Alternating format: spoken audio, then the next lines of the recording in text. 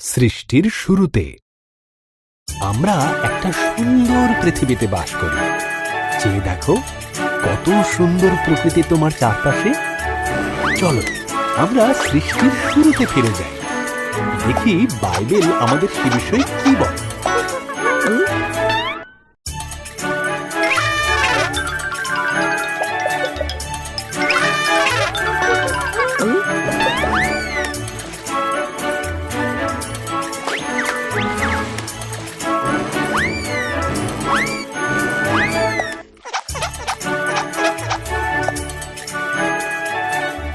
শুরুতে ঈশ্বর আকাশমণ্ডল ও পৃথিবী তৈরি করলেন। ঈশ্বর অন্ধকারকে বললেন, আলো হোক। এই আলোকে তিনি নাম দিলেন দিন, আর অন্ধকারকে নাম দিলেন রাত্রি। প্রথম দিন শেষ হল। ঈশ্বর উপরের জল থেকে নিচের জলকে আলাদা করে ফাঁকা জায়গা তৈরি করলেন, যার নাম দিলেন আকাশ। দ্বিতীয় দিন শেষ হল।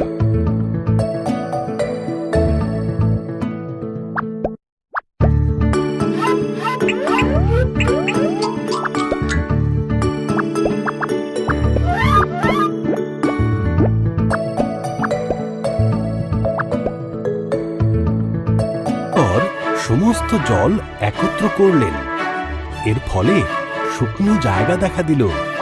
তিনি শুকনো জায়গার নাম দিলেন ভূমি, আর জমা জলের নাম দিলেন সমুদ্র। তারপর তিনি তৈরি করলেন ঘাস, শস্য ও গাছপালা। তৃতীয় দিন শেষ হল।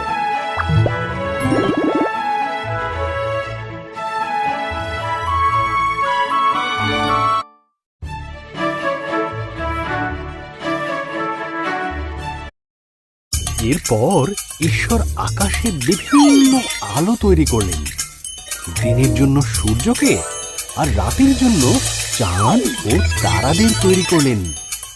চতুর্থ দিন শেষ হল।